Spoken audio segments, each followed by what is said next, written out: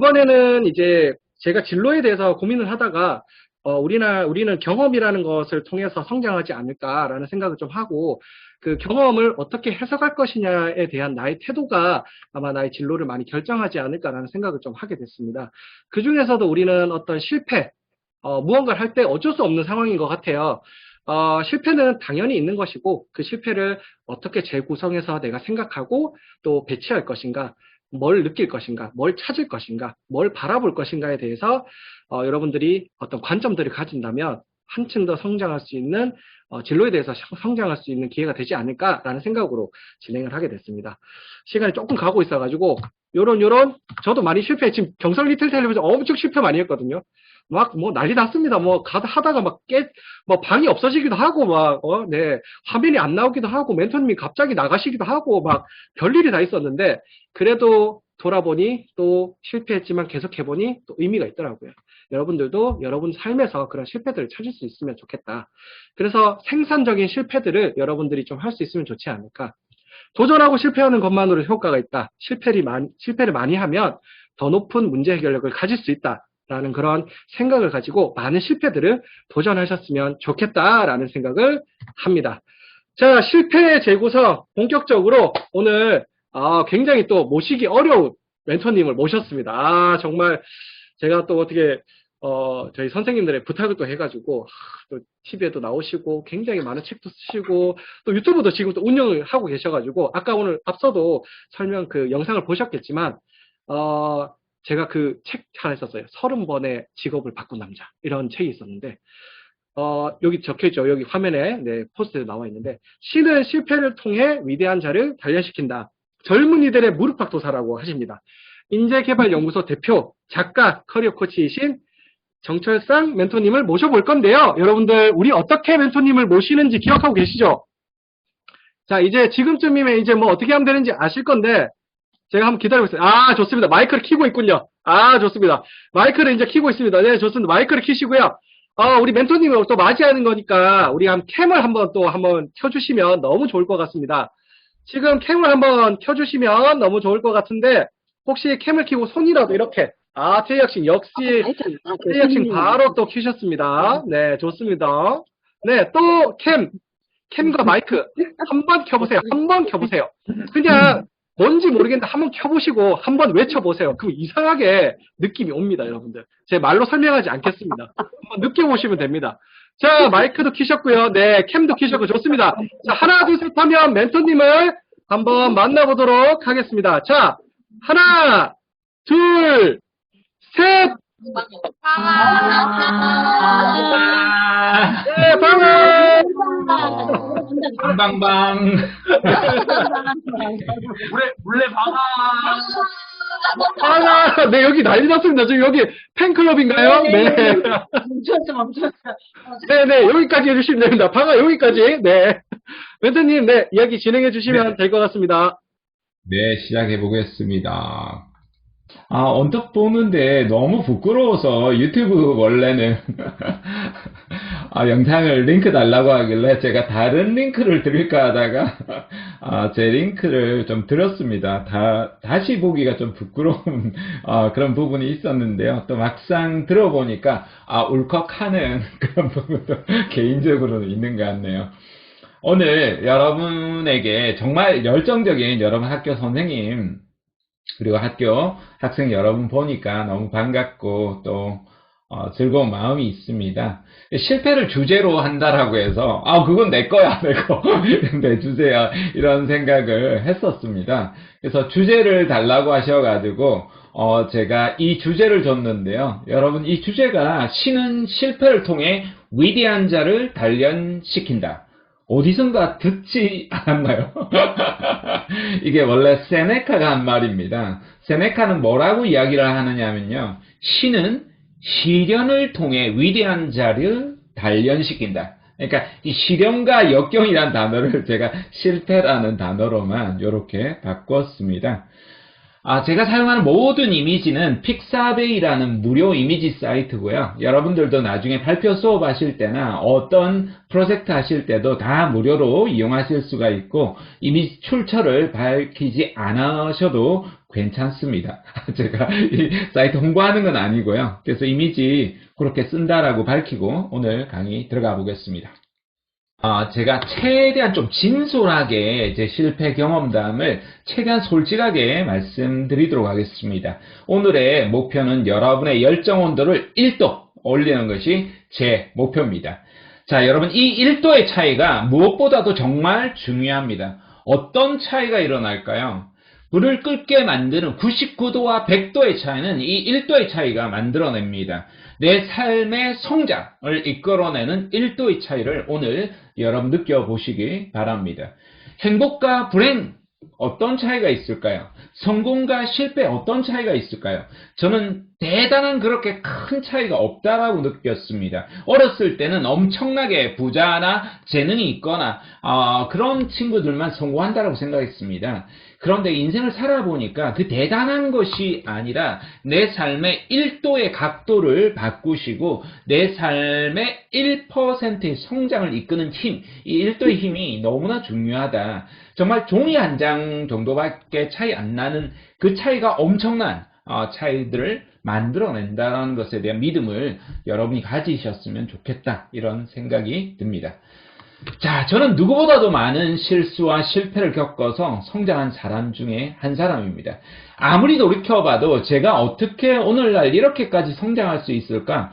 정말 상상을 초월하는 부분들이 있습니다. 과거 젊은 날에는 꿈도 못 꿨던 일들을 제가 이뤄서요. 제가 그런 이야기를 다 꺼내면 여러분이 강의 평가한다라고 하니까 너무 싫어할 것 같아서 솔직하게 제 고백들 하나씩 꺼내 보도록 하겠습니다. 오늘 강의를 맡은 커리어 코치 정철상입니다. 모두 방아방아 다시 한번 하고 들어가겠습니다. 자, 첫 번째가 실패인데요. 엄밀하게 말하면 저의 실패가 아닙니다. 타고난 가난이죠. 그러니까 아버지와 어머니가 가난한 거죠. 그런데 여러분 주홍글씨란 소설 아시겠지만 그냥 주홍글씨가 내 머리에 박혀있는 듯한 어렸을 땐 그런 느낌이 들었습니다. 가난이라는 굴레 평생 벗어나지 못할 것 같은 그런 생각이 저는 들었습니다. 아버지는 너무나 엄격하고 사실 폭력적이고 그렇다라고 해서 손찌검을 그렇게 많이 하지는 않았습니다. 맞기는 좀 많이 맞았지만 그렇게 그 당시에는 그런 일들이 사실 비일비재했기 때문에 그런 거에 비하면 그렇게 심한 편은 아니었던 것 같아요. 너무너무 심한 사람은 제가 들었던 분은 다듬이 방망이로 제 또래 분인데요. 기절할 정도로 때리는 거예요. 그래서 어머니를 기절할 정도로 때린 다음에 그 다음에 이제 자기를 본격적으로 때리기 시작한다 그러더라고요. 30분을 때린다라고 하는데요. 정말 너무나 충격적이었습니다. 그랬던 시대도 있었던 거죠. 아버지는 80대 후반까지 이렇게 사셨었는데요. 태어나서 한 번도 아버지가 농담하는 것을 들어본 적이 없습니다. 그래서 저는 이렇게 마구 웃을 때는 제가 여러분 영어 못할 때도 비시비시 웃는 것도 있지만 이렇게 말하면서 웃으려고 많이 습관적으로 노력을 많이 했습니다. 손 한 번도 저렇게 한번 잡아준 기억도 별로 없고요. 제가 이제 나중에 나이 들어서 이렇게 손을 잡아드렸죠. 경제적으로도 너무나 사실 무능했습니다. 아버지는 어렸을 때 어쩌면 저보다 더 어린 나이였죠. 그때는 한 3, 40대 그때까지만 해도 가지고 있는 농가밭이 한 2만 평 정도가 있었는데요. 지금으로 치면 억만장자 100억대 이상의 부자였죠. 근데 그 모든 것들을 다 잃어 버린 그 모습으로 저는 평생을 바라보게 되었습니다. 어렸을 때 그래서 제 별명이 버스집 아이였습니다. 제 이름이 철상입니다. 이름이 너무 어렵잖아요. 그래서 어르신들은 부를 때마다 제 이름을 헛갈려서 상철아 이렇게 거꾸로 부르기도 하시고 이름이 뭐였더라 이러면서 그러시면서 그냥 버스집 아이라고 지나갈 때마다 저기 버스집 아이 지나간다라는 그런 이야기를 했습니다. 제가 87학번이니까요. 올해 나이로 54 믿기지 않는 나이가 되었습니다. 무허가주택인 저런 배차버스에서 저희 가족은 살았고요. 비가 오면 95% 비가 새는, 실비를 제외하고는 거의 모든 비에서 비가 새는, 자다가도 늘 깨워서 물을 드러내야 되는 그런 시기였습니다. 그래서 어렸을 땐 비를 너무나 싫어했던 거죠. 아까 영상에 보니까 다시 이제 떠오르더라고요. 제가 무슨 이야기를 했는가 저도 모르고 여름 강의 가는 길에 그렇게 이야기를 했었거든요. 어렸을 땐 그래서 버스를 타고 하늘을 날아다니는 그런 꿈을 되게 많이 꿨습니다. 저기를 벗어나고 싶은 그런 마음이 아마 있었던 것 같아요. 가난했다라면 어떤 삶의 어떤 절박함, 뭐 공부라도 열심히 하든지, 아니면 뭐 다른 거, 돈 버는 거라도 열심히 하든지 해야 되는데, 정말 철딱서니 없이 그렇게 인생을 살았습니다. 제 중학교 때 모습입니다. 되게 귀엽게 생겼죠. 곱상하게 생겼는데요. 고등학교 가서는 엄청나게 싸움질 많이 했습니다. 낮은 성적에, 딱히 그렇다라고 낮은 성적은 아닌데, 우리 애들은 많이 놀리더라고요. 그래도 중상은 했던 것 같은데. 암기력도 되게 없고요. 외국어도 못하고, 국어도 잘 못하고, 수리력, 논리력, 공간지각력, 예체능, 이게 지능의 문제인가? 이런 생각을 저는 할 정도로 아주 제 지능이라는 것도 어떠면 모자란다 이런 마음이 항상 제 마음속에 있었던 것 같습니다. 여러분 이게 뭔 줄 아세요? 뉴런이라는 겁니다. 뉴런이 지금 가는 시냅스하고 연결이 되어 있습니다. 뉴런이라는 것은 기억을 저장하는 장치인데요. 그냥 일종의 여러분 두뇌 세포라고 보시면 간단합니다. 이게 100억 개 정도의 뉴런이 있는데요. 이 뉴런이 잘 발달되면 유전적으로 여러분이 암기력이나 아까 말한 논리력, 수리력, 공간지각력, 이런 예체능, 이런 모든 것들이 이제 뛰어나게 되는 거죠. 학습 지능이 뛰어나게 됩니다. 근데 이 뉴런과 뉴런이 이제 연결되는 시냅스가 있습니다. 이 시냅스가 학습을 통해서 뉴런이 설령 적게 태어났더라도 이 뉴런과 뉴런이 연결이 되어서 시너지가 일어나게 되는 거죠. 그 중에서도 여러분은 잘 모르실 건데요. 미엘린이라는 이야기는 처음 들어볼 겁니다. 이게 심층학습을 통해서 여러분이 이제 두뇌에 광 케이블이 깔리기 시작합니다. 그래서 여러분이 어떤 일을 하더라도 압도적으로 이제 잘하기 시작합니다. 그게 뭐냐면 아주 단순한 반복적인 훈련입니다. 대부분의 사람은 아주 단순 반복적인 걸 싫어합니다. 누가 그걸 좋아하겠습니까? 근데 이런 고도의 심층 훈련을 통해서 여러분들이 이제 성장이 일어납니다. 이것이 배움입니다. 그러니까 여러분이 배움에 대한 믿음을 잃지 않는 것이 대단히 중요합니다. 저는 어렸을 때 공부도 못하고 책도 안 읽으면서 책 따위를 왜 읽느냐 이런 생각을 했습니다. 공부라는 것도 학교 안에만 늘 갇혀 있었던 그런 생각들이 있었던 거죠. 지금은 여러분이 나중에 앞으로 졸업을 해서 입사 지원하더라도요. 저도 이제 대기업 공공기관 면접관으로 나가거든요. 그럼 꼭 물어봅니다. 학교 안에서 공부해온 것도 물어보지만 학교 밖에서 여러분이 정말 열정적으로 뭔가 했던 일은 무엇인가요? 그런 경험이 있다라면 무엇인가요? 물어봅니다. 답답하죠. 특히 모범생일수록 더 답답합니다. 학교 내에서 나름대로 성실히 했는데 학교 밖에서 뭐 했지? 학교생을 준비했지 뭐 하긴 뭐해. 이런 이제 이야기가 생각이 드는 거죠. 그렇지 않습니다. 그러니까 지금은 그런 것들을 물어본다라는 겁니다. 그러니까 배움이 학교 안에만 있는 것이 아니라 여러분이 다른 사람을 만나고 그 사람의 마음을 얻고 여러분이 돈을 벌고 여러분이 어떻게 하면 내가 인정을 받고 살아가는지 더불어서 세상의 만남, 돌아가는 모든 것들 이런 것들이 배움이죠. 인생살이에서 일어나는 모든 것들이 사실 인생 수업이라고 저는 합니다. 그런 만큼 여러분이 배움에 대한 믿음을 잃지 않고 저도 나아갔던 것이 아주 제 인생에서 제가 공부하면서 살아갈 거라는 생각도 못했습니다. 뒤에 책들 보이시죠? 저 아내가 와이프가 이사하면서 저거 다 버리시라고 했는데 제가 있고 저기에도 또 저희 집이 방이 6개가 있거든요. 그러니까 한 칸에도 책이 가득 있습니다. 그래서 그 정도로 책을 읽는 인생으로 저렇게 살아갔던 것이 부족함을 채울 수 있었던 미끄럼이 되었습니다. 우리가 공부를 계속 해야 하는 이유는 뭘까요? 여러분 중에서도 학교를 그만둘까 말까 이런 고민 상담하는 친구들이 되게 많습니다. 아마 여러분들도 분명 있을 겁니다. 여러분 공부를 왜 해야 하나요? 도대체 여러분 학교는 왜 다니나요? 남들 다 다니니까 다니나요? 부모님이 가라고 해서 가나요?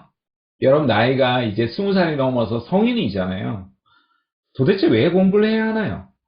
이렇게 이야기했을 때요. 히로나카 헤이스케라는 일본의 수학자는 지혜를 얻는 거라고 이야기했습니다. 하지만 지혜를 얻는 것보다 더 중요한 게 있다라고 저자는 이야기합니다. 그게 뭐냐면요. 즐거움입니다. 저는 어렸을 때는 이게 말도 안 된다라고 생각했습니다. 공부하는데 즐거워? 미쳤어? 이런 생각이 어렸을 땐 들었습니다. 그러니까 학교 공부 안에 갇혀 있으니까 그런 거죠. 세상의 공부잖아요. 이 세상의 공부라는 것은 엄청 큰 겁니다. 그 그릇이 너무나 커서 여러분이 아무것도 안 하는 우를 범하게 되는데요. 이게 너무너무 모르는 거예요. 모든 게 모르는 것 투성이에요. 근데 그걸 좋게 보면 또 배울 게 있는 거예요. 오늘 살아도 우리가 그래서 제가 유튜브 구독자를 인생이라고 하거든요. 늘 인생 초보로 살아가는 사람들을 인생이 여러분 모두 안녕 이렇게 하거든요. 저는 왕 인생이라고 합니다. 날마다 모르는 것들이 나오니까요. 그것을 안 좋게 보면 너무나 고통스럽잖아요. 영어 단어 외우듯이. 그런데 저도 전공이 영어거든요. 날마다 모르는 게 나오는 게 너무너무 재밌더라고요. 물론 영어는 잘 못합니다. 그렇게 저는 저 학문의 즐거움이란 책을 여러분에게 첫 번째로 추천드립니다. 한 1시간에서 2시간이면 읽을 수 있는 굉장히 얇은 책이지만 아주 깊이가 있습니다. 어차피 여러분이 공부를 해야 되잖아요. 지금을 뭐라고 하냐면요. 지식사회라고 합니다. 그 중에 지식 노동자라고 합니다. 여러분은 모두 지식 노동자로 99%가 일을 하게 될 겁니다. 여러분의 지식으로 거기에 대해서 부가가치를 창출한 것에 대한 대가를 받을 겁니다. 그게 여러분 직장인이든 인디워커든 프리랜서든 그게 공무원이든 어디에 가도 마찬가지입니다. 헬스 트레이너도 마찬가지입니다. 지혜가 없으면요, 지식이 없으면요, 근육돼지가 됩니다. 아무것도 없는 그런 형태가 됩니다. 그러니까 여러분이 즐거움, 배움에 대한 즐거움을 한번 느끼시면요, 말할 수 없는 또 기쁨이 있다라는 것을 나이가 들면서 저도 깨닫게 되었습니다. 제가 가지고 있는 실패, 이것 역시도, 타고난, 아직까지도 있습니다. 재능 없음. 물론 이거 타고난, 부모님과 유전적인 요인만 탓하기에는 좀 어려운 부분이 있긴 하지만, 그럼에도 불구하고 좀 타고난 부분이 있어요. 사람들은 모두 달란트를 타고납니다. 어쩔 수 없는 부분이 있어요. 여러분, 그 달란트가. 그래서 저는 어렸을 땐 그런 달란트가 눈을 씻고 봐도 하나도 없다라고 이렇게 판단을 스스로 했었고요. 대단한, 잘못된 판단이죠. 편견이죠. 작지만 무엇라도 찾으려고 했어야 했고요. 분명히 있었을 건데, 없다라고 이렇게 생각했던 거죠. 그러다 보니까, 정말 운동도 실제로 타고난 어느 운동 감각 없고요. 제가 이제 키가 한 178에 그래도 몸무게가 그 당시 한 70kg 정도 되니까 체형적으로는 되게 늘씬해 보이거든요. 그래서 축구를 하면 전부 다 저를 편으로 데려가려고 하는데 경기 한 5분 만에 전부 다 저를 방출하거든요. 우리 골대, 상대 골대에 넣은 공보다 우리 골대에 넣은 공이 더 많거든요. 그림도 못 그리죠. 늘 친구, 짝지들한테 그림 그리라고 학교 다니면서 했었고요. 악기는 다루는 게 하나도 없어요. 여러분 이거 뭐죠? 흔드는 거 노래방에 가서 하는 거 외에는 아무것도 없고요. 노래도요. 제가 음치, 몸치, 박치입니다. 방학 때는 제가 음치 클리닉 이런 곳에 다녔는데 교정 불가능 판정을 받았습니다. 6주, 12주 과정을 갔는데요. 절대 안 된다 그러더라고요. 그러면서 저에게 하나 더 충격적인 말을 해주더라고요. 당신은 음치가 아니라 박치입니다. 근데 어렸을 때 그게 무슨 말인지 몰랐는데요. 음치보다 더 슬픈 게 박치라 그러더라고요. 춤도 정말 못 추고요. 게임이라고 뭐 잘하는 게 하나도 없고요. 장점이라고는 하나도 없고, 이것도 역시도 뭐 무능인가? 이런 생각을 했었습니다. 어쩌면 상당 부분 이런 부분들이 타고난 어떤 아무것도 도전하지 않고 제가 느끼는 실패감이었어요. 무력감이죠. 거기다가 더 문제는 제 의지력이 너무나 박약하다라는 거였어요. 뭘 다짐하잖아요. 여러분 다이어트를 다짐하든 영어 공부를 다짐하든 수학의 정석을 외워야 되겠다고 하든 자격증을 취득을 하든 수능을 준비하든 뭘 하든 간에 다 안 되는 거예요. 일어나는 거, 자는 거, 뭐 공부하는 거 의지력이 하나도 없어요. 저는 금연하는 데만도 한 20년 걸렸어요. 지금은 담배 끊은 지가 한 20년 정도 됐기는 했지만, 정말 금연하는 것도 너무너무 어렵습니다. 100번을 실패했습니다. 100번을 실패를 했었고요. 성격이나 기질적인 측면에서도 대단히 좀 취약했습니다. 쉽게 상처받고요. 여러분이 오늘 이제 강의를 듣고 반응이 없으면 또 되게 울적해 있어요. 그리고 되게 이렇게 가볍고요. 좀 진지하지 못해요. 나약하고 멘탈도요. 예민해요. 또 예민하고 아주 미묘한 또 그러다 보니까 잘 캐치해내는 부분도 있지만 예민한 만큼 그게 뒤따르는 상처들이 있는 거죠. 그러니까 몸무게가 나이가 갈수록 더 빠지는 거죠. 지금 몸무게가 65kg밖에 안 되거든요. 어떤 여성분들 자기보다 더 적게 나간다 그런 이야기도 하더라고요. 되게 성마르고요.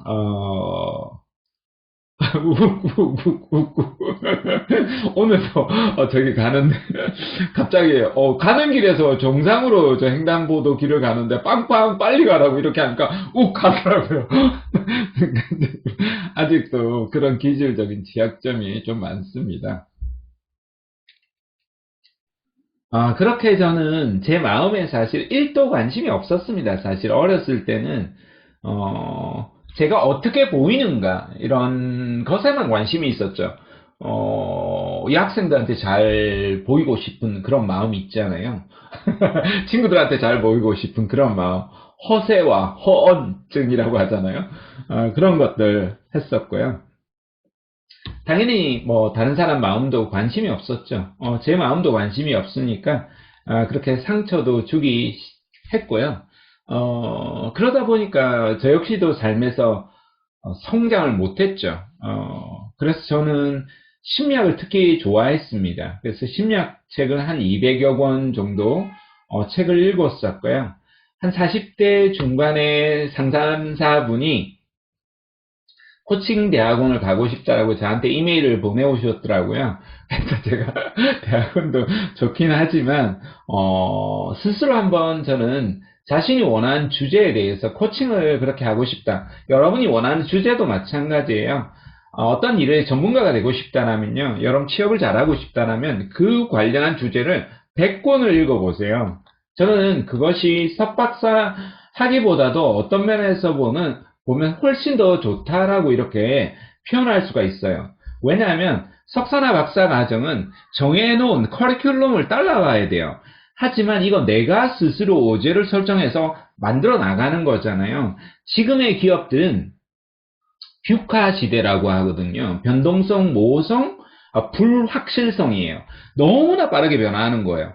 그래서 자기가 진짜 똘끼 넘치게 자기가 좋아하는 것을 따라간 그런 사람들을 더 채용하려고 하는 마음이 있어요. 그런 것처럼 여러분이 전문서적을 한 100여 권을 읽어보십니다. 저도 그렇게 심리학책을 200여 권을 읽고 심리학책도 2권 정도 집필하게 됩니다. 그 중에 한 권이 이제 베스트셀러에 올라갔던 심리학이 청춘에게 묻다라는 책이었습니다. 제 고등학교 2학년 때 모습입니다. 지금이랑 뭐 체형은 거의 똑같습니다. 얼굴만 지금 박사 늙고 모발만 좀 많이 빠졌죠. 저 때는 진짜 숙맥 중에 숙맥이었습니다. 저렇게 곱상하게 생겨도 싸움은 엄청나게 제가 했습니다. 지기 싫어서. 야, 여러분 그런 거 있잖아요.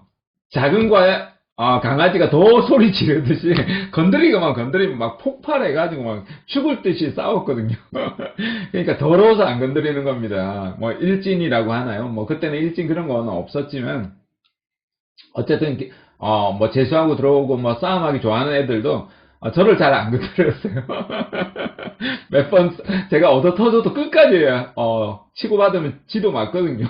그러니까 더러워서 안 건드렸던. 그렇지만 되게 또 숙맥이어서 여학생들 앞에서는 말 한마디도 꺼내지 못하고, 그러면서도 또 대학을 들어갈 거라고 생각 못했었는데 대학을 들어갈 쯤에는 발발이라고 하는데요. 옛날에 저기 만화 중에 저는 기억은 안 나는데 이 발발이라는 만화 주인공이 있었거든요. 발발이처럼 여자들만 좋아서 쫓아다니는 부족한 솔직한 어리석음이 있었고요. 되게 이성에도 많이 집착하고 버림도 되게 많이 받았어요. 제가 전략이 없었거든요. 무조건 들이대서 나는 혜영아, 난 네가 좋아, 이런 사람을 누가 하겠어요. 그 혜영이가 야 너는 철딱서니가 없어서 싫어, 이렇게 혜영이가 이야기했죠. 대학교 때 동기고요. 지금도 만나고 있어요. 부부 동반으로도 만나고 있습니다. 그때 기억이 안 난다 그러더라고요. 되게 그랬었던 10대 후반과 20대를 보냈습니다. 저는 이제 대학 등록금이 없어서 이제 직업군인으로 갔다 왔습니다. 그때 조금 정신을 차렸습니다. 복학생이라고 하잖아요. 나이 26세 2학년으로 복학을 해서 진짜 아무것도 안 하고 정말 공부만 열심히 하자. 하루에 막 10시간씩 아침 일찍 와가지고 밤 11시까지 버스 이제 끊길 때까지, 마지막 버스 때까지 공부하고 이렇게 내려가기도 했었습니다. 근데 그게 여러분 작심삼일이라고 하잖아요. 물론 작심삼일보단 더 오래 갔는데요. 한 2주일 그렇게 공부하니까 좀 지겨운 겁니다. 살짝 딴 생각이 나는데 이쁜 애가 이제 눈에 들어오더라고요. 제가 좋아했던 중국어과 여학생이었습니다. 근데 제가 이제 복학생이다 보니까 나이도 많고 직업군이다 보니까 나이 차이가 보통 한 5년, 6년. 그 여학생은 7년이 차이가 났습니다. 7년이 차이가 났는데요. 다들 그래도 오빠라고 부르는데 걔만 이제 아저씨라고 부르는 겁니다. 근데 더 매력적으로 느껴지는 거 있죠. 막 영화 아저씨 여러분 한번 꼭 보세요. 왜 매력적인지 한번 보시면 됩니다. 근데 이 친구는 저에게 1도 관심이 없는 겁니다. 그래서 제가 이제 대학교 때 동기생이 있었거든요. 이 동기생이 4학년으로 이제 거의 다 졸업했는데 4학년에 있었어요. 이 친구가 군대 갔다 오고 또 어학연수까지 갔다 오느라고 좀 늦었어요. 그래서 이 친구가 이제 대학교 1학년 때 좋아했던 애가 있었는데요. 같이 다 친구죠. 이 친구가 까였거든요. 그리고 저는 군대를 갔는데 그 친구랑 결혼한다는 겁니다. 와, 대단하다. 어떻게 그럴 수 있느냐라고 연애의 이제 고수로 제가 인정을 했죠. 그리고 나서 제가 7년 차이가 나는 저 친구가 있는데 어떻게 하면 되겠느냐 이렇게 했더니 그 친구가 그러는 겁니다. 친구야, 비둘기가 손바닥 위에 있는 모이를 먹게 하려면 어쩌면 되겠노? 이러는 겁니다. 그래서 제가 알겠나? 이러길래 모르겠는데 이렇게 했더니 탁 뒤통수를 치면서 야 바보야, 여기 모이를 하나씩 이렇게 뿌리준대. 그러면 나중에 이렇게 눈이 익숙해진대. 갑자기 니 들이대면 도망가 뿐다. 그러면서 천천히 오면 니 나중에 손바닥 위에 올라온대. 알겠지? 그랬거든요. 니 모르는 것 같은데, 그러니까. 이렇게 제가 했더니요, 그 친구가 그러는 겁니다. 봐라. 니가 이따가 걔 수업할 때마다 뭐 수업 듣는가 딱 확인하고 걔 수업에 딱 들어가는 기라. 그리고 나서 니 볼펜 있어도 볼펜 숨기고 나서 볼펜 좀 빌려주 있어. 이렇게 하고 볼펜 빌리고, 그리고, 니 나중에 고맙다고 커피 한 잔 하이소. 이렇게 커피 한 잔 주고, 그렇게 하면서 자꾸 눈 맞춤 하는 기라. 알겠지? 이렇게 하고 제가 그 친구한테 교양 수업 할 때마다 들어가가지고 몰래 그렇게 했었거든요. 실제로 그렇게 이제 대학교 졸업할 때까지 연애를 했었고요. 그 친구는 대한항공 승무원이 되었죠.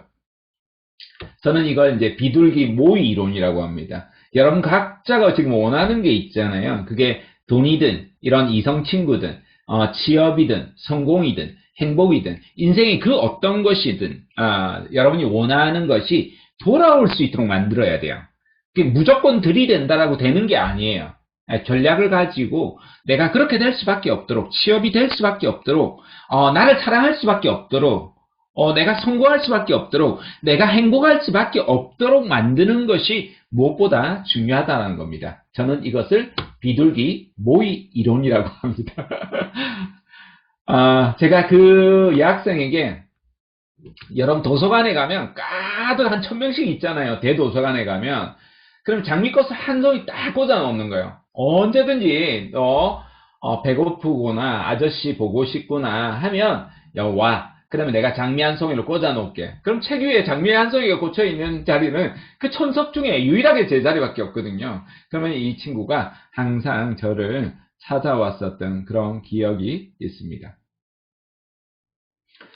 그렇게 저는 대학교 4학년이 되었습니다. 당시 28이었죠. 졸업하면 29이 되던 때였습니다. 300번의 입사 지원을 해서 거의 모조리 탈락을 했습니다. 합격이 된 데는 아주 작은 중소기업, 연봉도 낮았던 그런 곳들이었고요. 모든 그룹사는 100군데 다 탈락을 했었고요. 마지막으로 이제 롯데 그룹의 최종 면접에 3차까지 갔습니다. 지금 서면에 있는 롯데백화점, 그룹 공채에서 이제 롯데백화점으로 이렇게 갔었죠. 탈락했습니다. 1982년도 프로야구단이 창설된 이후로 오로지 롯데만을 응원해왔습니다. 졸업하는 이 순간 영원한 롯데맨이 되겠습니다! 이렇게 외쳤다가 시끄럽다고 탈락을 했습니다. 바로 제가 야구를 다 끊었습니다. 제가 중학교부터 프로야구단이 진짜 창설이 되어서 롯데 멤버로, 원년 멤버로 활동을 했는데요. 그 다음부터 야구를 일체 안 봅니다. 지금도 롯데가 어떻게 됐는지 관심도 없습니다. 최근에 보니까 계속 안 좋다 그러더라고요. 아이고 잘됐다 이런 생각들을 합니다. 하도 많이 떨어지다 보니까요. 제가 나이가 제일 많았습니다. 물론 조금 더 아주 많으신 분들은 또 있긴 했었지만요. 그냥 평범하게 이제 대학을 입학한 또래에서는 제가 제일 많았죠. 양치기 소년이라고 한 것은 하도 많이 떨어지다 보니까 떨어졌다 말하기가 너무 민망해서 그냥 하나 됐다라고 그랬습니다. 63빌딩을 만드는 회사가요, 신동아건설이라는 회사가 있습니다. 이 동아건설에서 이제 나온 회사인데요. 동아건설이 한 40년 전에는 우리나라의 5대 그룹 안에 들어갔던 회사였습니다.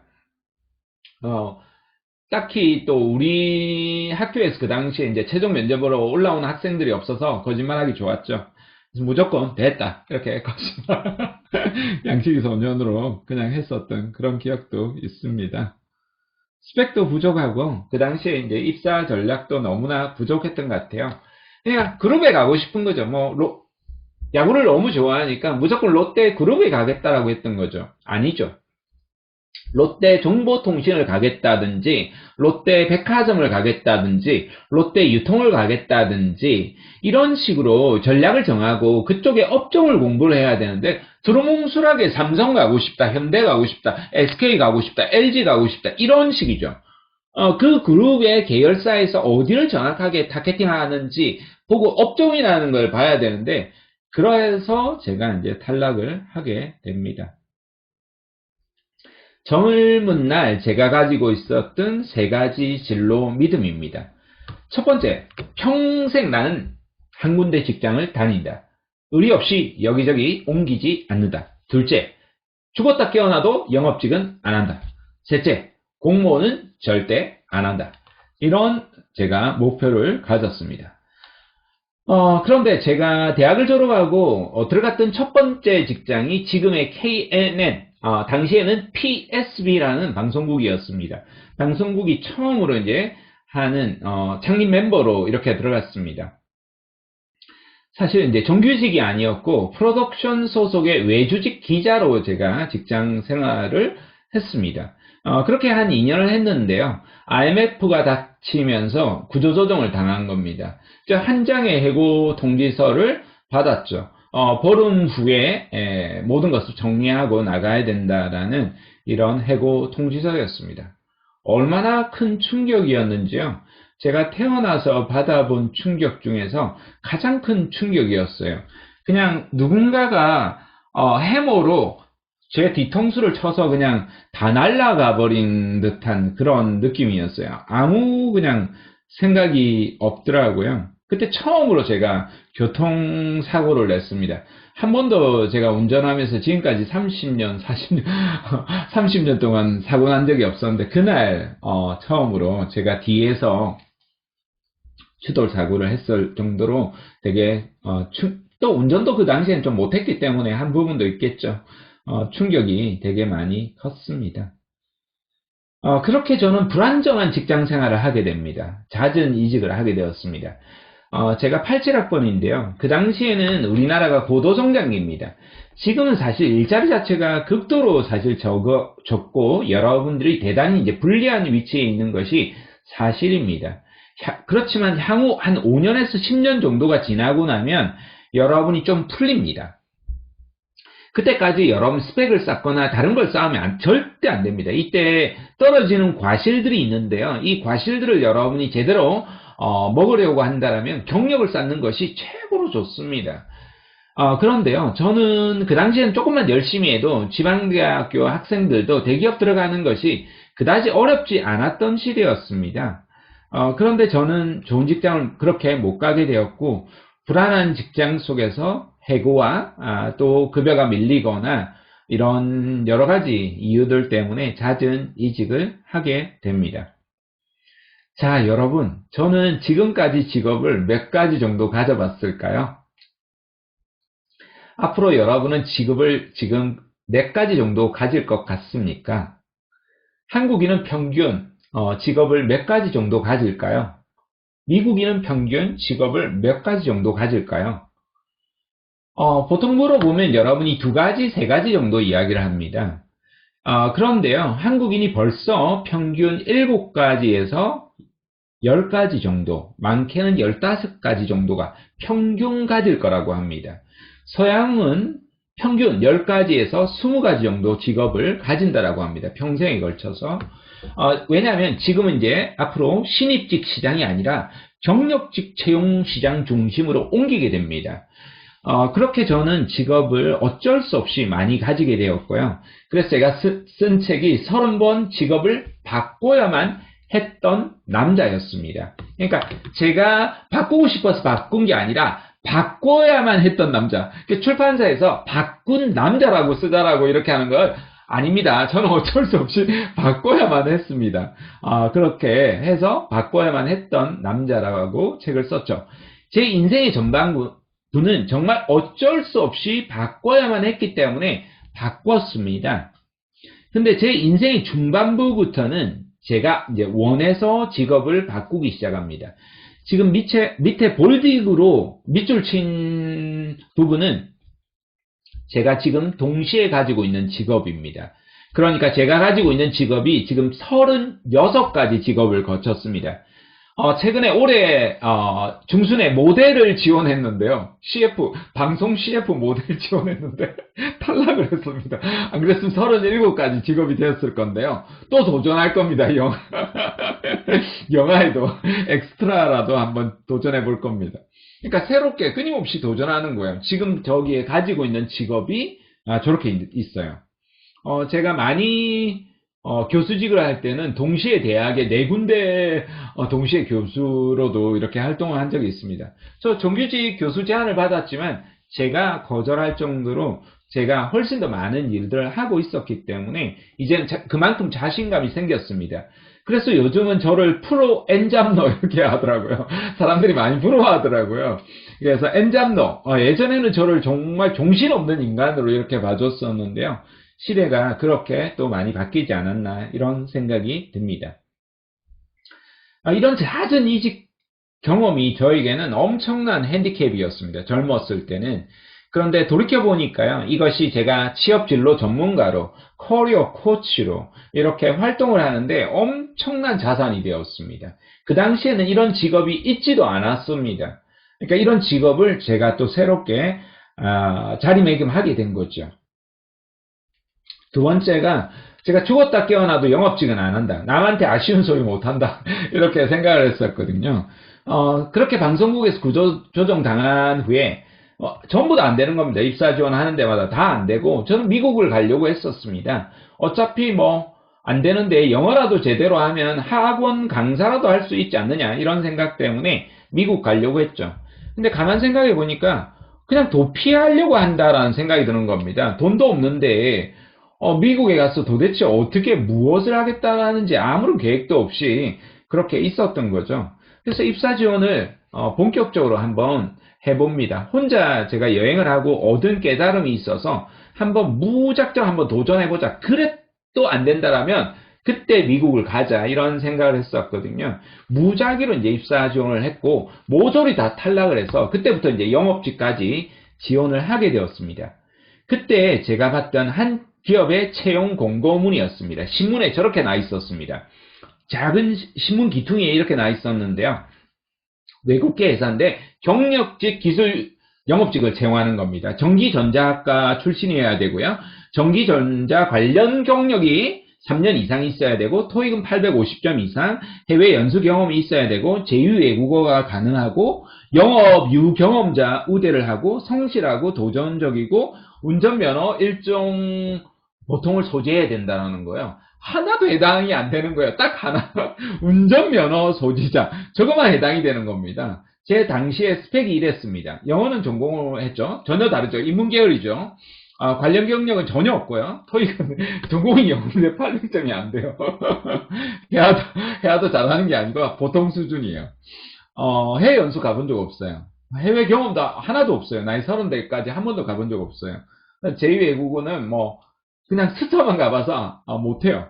알바 정도 해본 거, 운전 면허증은 있긴 한데 장롱 면허증 아무것도 안 되는 거예요. 그래서 전화 연락했더니 떨어졌는지 안 떨어졌는지 이렇게 물어봤더니 네, 정철상씨 잠깐만요. 예, 떨어지셨습니다. 이러는 겁니다. 그래서 제가 왜 떨어졌느냐고 막 따졌거든요. 그리고 그 회사를 제가 찾아갔습니다. 이거 막 시끌벅적 하잖아요. 그러니까 지나가다가 사장님이 보고 나서 왜 그러십니까? 이렇게 왜 그래요? 이렇게 이제 직원한테 이야기하는 겁니다.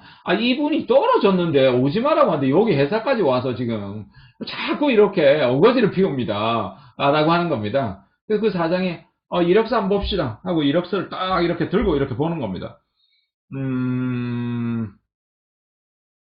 네, 안 될만 하시네요. 이러는 겁니다. 그래서 제가, 왜 안 됩니까? 이렇게 막 따졌거든요. 다 해당이 안 되잖아요. 왜 안 됩니까? 전기전자, 저는 항공기 레이더 전자정비, 직업군인으로서 최첨단 항공기 레이더 정비를 제가 직업군인으로서 4년 6개월을 했습니다. 이렇게 딱 따졌거든요. 그렇게 했었고요. 엔지니어 경력 없는 거를 그거로 커버했습니다. 그리고 토익 안 되잖아요. 이러길래요. 왜 토익을 잘해야지 영어를 잘한다라고 생각하십니까? 이렇게 이야기하면서 영어 야가 훨씬 더 중요하다. 외국인 친구들이 제가 얼마나 많은데요. 이런 식으로 이야기를 했죠. 제2 외국어 못해도 충분히 기초적인 수련들은 독일어와 일본어 정도는 기본적으로 할 수 있는 부분 요만큼 있다. 이렇게 뻥행구라 쳤고요. 영어 경험이 없지만 제가 아르바이트 하면서 초등학교 뒤에 저런 거 산타클로스 이렇게 만들거나 칠판 꾸미거나 이런 것들 했었거든요. 그런 거 했다. 이렇게 했죠. 그래서 결정적으로 딱 물어보는 겁니다. 운전은 잘 하십니까? 근데 뜨끔하는 겁니다. 여기에서 뜨끔하는 겁니다. 왜냐하면 제가 장롱면허증이거든요. 한 번도 토로 연수 나온 적이 없어요. 그래서 이거 어떡하지? 근데 순간적으로 야 이거 아니다라고 하면 이거 떨어지겠다 이런 생각이 드는 겁니다. 예, 잘합니다. 이렇게 했습니다. 왜냐하면 운전을 면허장에서 면허 보면서 확인해 볼 수는 없잖아요. 했더니 그럼 언제 출근이 가능하십니까? 이러는 거예요. 이거 웬 떡이야? 이러면서 예, 언제든지 가능합니다. 이렇게 했더니 다음 주 월요일 날 바로 출근하라는 겁니다. 그렇게 해서 그때 운전학원을 바로 등록했어요. 그래서 도로 연수밟고 운전을 그렇게 배우면서 기술 영업이라는 일을 하게 됩니다. 그렇게 이제 방송국을 그만두고 기술 영업을 했던 이 영업직 업무가 제 인생에서 많은 것을 이제 변화를 주게 됩니다. 이 당시가 외국계 회사 소속으로 삼성중공업, 대우중공업, 현대중공업, 우리나라의 이제 대기업들을 이제 뛰어다니면서 기술 영업 업무를 하게 되었고요. 이런 영업 업무 덕분에 조그마한 회사여도 뭐 이런 회사에 전전긍긍하기도 했지만 다른 외국계 회사에 들어올 때 그 2년의 경력을 바탕으로 이제 지사장까지 하게 되었었고요. 이런 또 영업직 경력을 바탕으로 무역회사에서 갔는데요. 그 무역회사가 또 벤처회사에 투자를 해가지고 제가 외국에 미국, 캐나다를 그 당시에 500만원, 지금으로 치면 뭐 한 1,500, 2천만원 정도 될 큰 돈일 것 같아요. 국가에서 또 500만원 투자해서 줬으니까요. 거의 2천만, 지금 돈으로 2, 3천만원 되겠네요.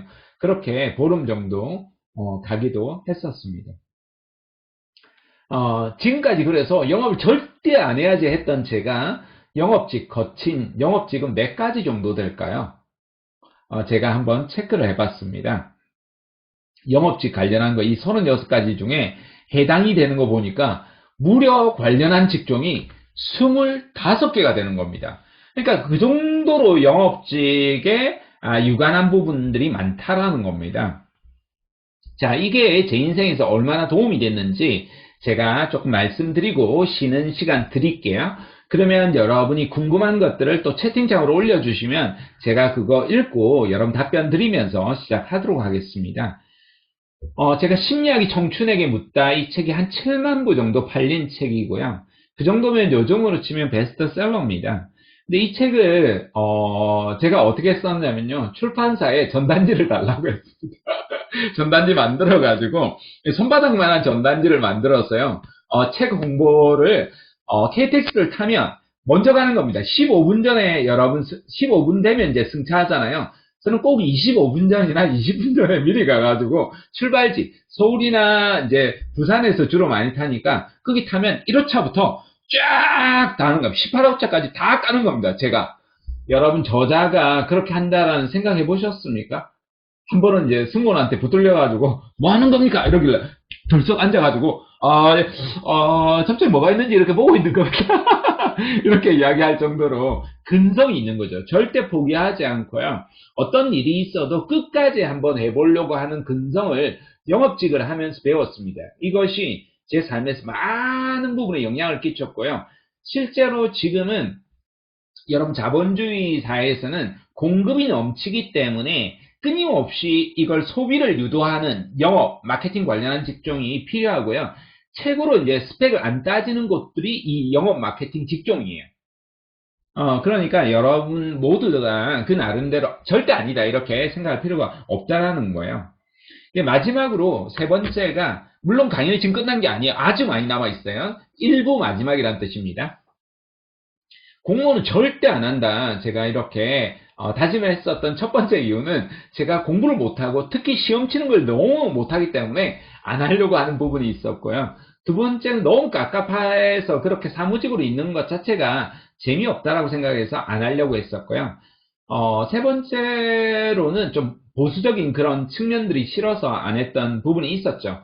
근데 제가 한 해 많이 만날 때는 한 5만 명에서 10만 명, 20만 명도 한 해 만나거든요. 전국에 이렇게 한 20년을 만났으니까요. 알게 모르게 여러분들도 오늘 강의를 듣지만 제 이름 정철상이라는 이름을 또 어디선가 만날 수 있잖아요. 국회 선출직이라든지 물론 제 힘으로는 절대 안 할 겁니다. 누군가가 요즘 고위공직자도 외부 전문가들 이렇게 초빙해서 하는 경우가 되게 많거든요. 그럴 수 있다라는 거죠. 그러니까 이런 부분에서도 절대 안 한다라고 했지만 바뀔 수도 있다라는 겁니다. 이런 식으로 이제 잘못된 믿음들이 이제 깨어지게 된 거죠. 여러분 비트코인 투자하십니까? 주식 투자하십니까? 제가 아시는 지인분은 비트코인을 초창기에 한 120만 원 정도 이렇게 사셨는데 3억을 보신 거예요. 그렇게 이야기 들으면 여러분 우와 정말 좋겠다 이런 생각 들겠죠. 돈이라는 것이 너무나 빨리 들어오면 너무나 빨리 나가는 속성들도 있어요. 그분은 진짜 패가 망신할 정도로 돈을 다 이제 말아먹게 됩니다. 왜냐하면 다시 이제 또 샀다가 팔다가 채굴업체에 투자했다가 채굴업체가 이제 완전히 이제 망하는 바람에 돈이 다 날아가게 됩니다. 저 역시도 뭐 가난하니까 늘 돈을 많이 벌어야 되겠다 이런 마음이 많았거든요.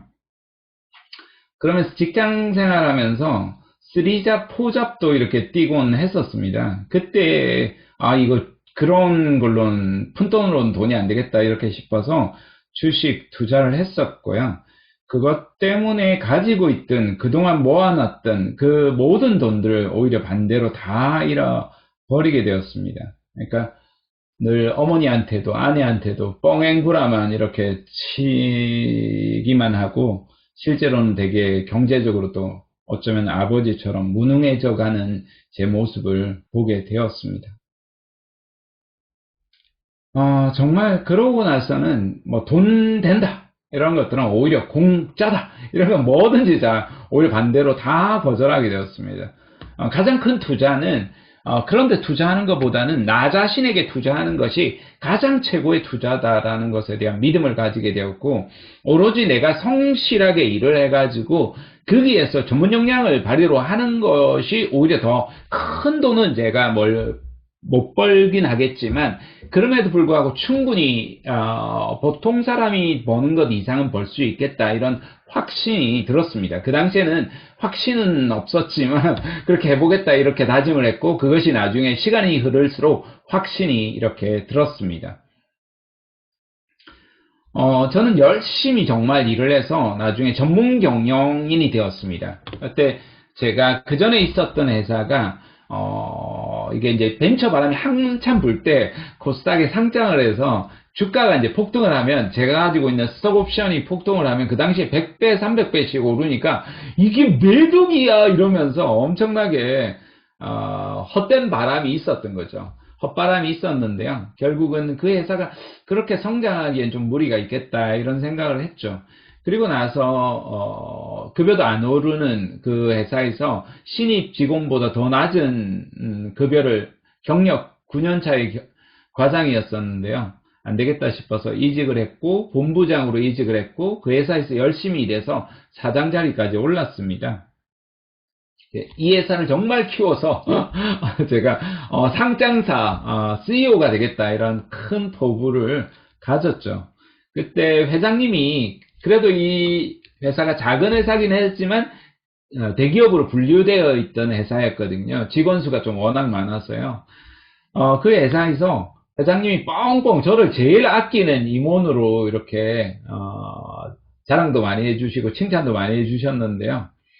뻥뻥 이제 광고비를 이렇게 지원해 주시겠다는 겁니다. 제가 이제 취업 포털 사이트, 여러분 아시는 그냥 취업 사이트라고 보통 이렇게 되어 있는데요. 그게 이제 사이트 하나를 탑10 안에 들어가는 사이트 하나를 제가 개발 운영을 했었거든요. 근데 전혀 그런 후원이 없으시더라고요.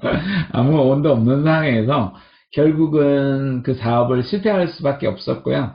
물론 그 회장님 탓으로만 모든 걸 또 다 돌리기에는 부족한 부분이 있죠. 제가 그만큼 경영 능력이 못 됐고 리더십도 부족했고 구성원들의 여러 가지 것들을 역량들을 끌어내지 못한 제 책임이 있었던 거죠. 그래서 어떤 사업을 실패를 하더라도 무엇을 실패하더라도 다른 사람을 타지 않겠다 이런 다짐을 그 당시에 하게 되었던 것 같습니다. 그래서 내가 스스로 이게 안 맞구나 나는 사업을 안 해야 되겠다 이런 마음을 먹게 되었습니다. 그 이후로도 제가 돈을 더 벌 수 있는 사업들이 있어도 안 했고 오히려 나는 철저하게 독립해서 내가 솔로로 이렇게 지내야 되겠다 이런 다짐을 또 하게 되었습니다. 그래서 제가 그 마지막으로 사표를 쓰고 나오면서 세상에 열정을 불어넣는 동기부여 강연가가 되겠다. 이런 목표를 가지고 혼자서 주말 부부를 하면서 저는 경기도 일산에 살고 아내는 부산에 그렇게 살았죠. 이런 새로운 도전. 그 당시에는 너무너무 불안했습니다. 그 당시에 나이가 39이니까 39에 나와서 뭔가 사업을 하기에는 너무나 그 당시에 가진 것도 없고 재능도 없고 이랬기 때문에 불안했었거든요. 또 한편으로 그렇게 이제 강연가로 활동을 하면서 제가 일반 취업 강의하시는 분들하고는 또 다르게 이런 이야기하면 송구하지만 강연료를 굉장히 많이 받았거든요. 지금 여러분 선생님 주시는 강연료보다 10배는 더 받았거든요. 10배까지는 좀 무리인가요? 맞네요. 10배네요. 10배 정도는 그렇게 받았습니다. 그렇게 받았었는데 정말 자신 있던 강연 중에 하나가 제 인생의 스토리였거든요. 이런 제 삶의 스토리. 그래서 한 200여 명 정도 이렇게 강연장에서 제가 운영하는 모임에서 이렇게 강연을 했었는데요. 정말 제 인생의 가장 망친 강의 중에 하나였습니다. 강사로서도 이런 강사는 사라진다. 정말 강의 잘하시는 분이 이야기를 하는데 그 7가지 조건에 모두 다 제가 해당이 되더라고요. 그래서 어떻게 이렇게 무능할 수 있을까? 어떻게 근데도 불구하고 살아남을 수 있었을까? 이런 생각도 들었습니다. 그건 공부였죠. 정말 부족하지만 끊임없이 여러분 강의하는 것도요. 이게 끊임없이 계속 손보고 오늘 아침 여러분 강의 들어가기 전까지 손보고 또 손보고 하는 작업들을 치밀하게 하려고 했었던 노력들이 조금의 더 나은 강의력을 보이게 만들지 않았을까 그런 생각이 듭니다. 작가로서도 실패입니다. 엄밀하게 이야기하면 뭐 작가라는 것 꿈자차도 없었죠. 책 한 권을 제가 쓸 거라고 생각을 못 했었는데요. 지금까지 책을 한 10여 권 이상의 책을 썼습니다. 그래서 원래는 올해 한 2권 정도의 책이 나와야 되는데요. 지난해 이제 코로나가 불어닥치면서 제가 이 유튜브를 시작하다 보니까 해야 될 일이 너무 많아가지고 그 핑계로 또 책도 써도 요즘 신경도 안 쓰는 겁니다. 국내 최고의 대형 출판사하고 계약을 해서 지난해 책을 출간했는데 엄청나게 기대를 했는데 생각보다 책이 너무 안 나와가지고 그게 대해서 실패다 이런 생각이 들었지만요. 그럼에도 불구하고 앞으로 책은 10여 권 정도는 꾸준하게 더 쌓아 나갈 계획입니다. 유튜브를 시작했습니다. 제가 지난해 유튜브를 시작했어요.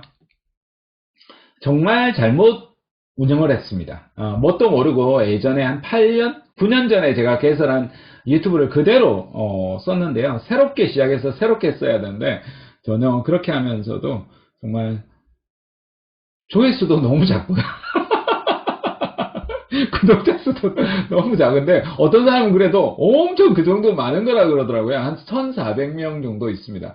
오늘 여러분에게도 목표가 정말 제가 실패로 끝나지 않도록 여러분이 도와주시고 구독과 좋아요로 좀 응원해 주시기 바랍니다.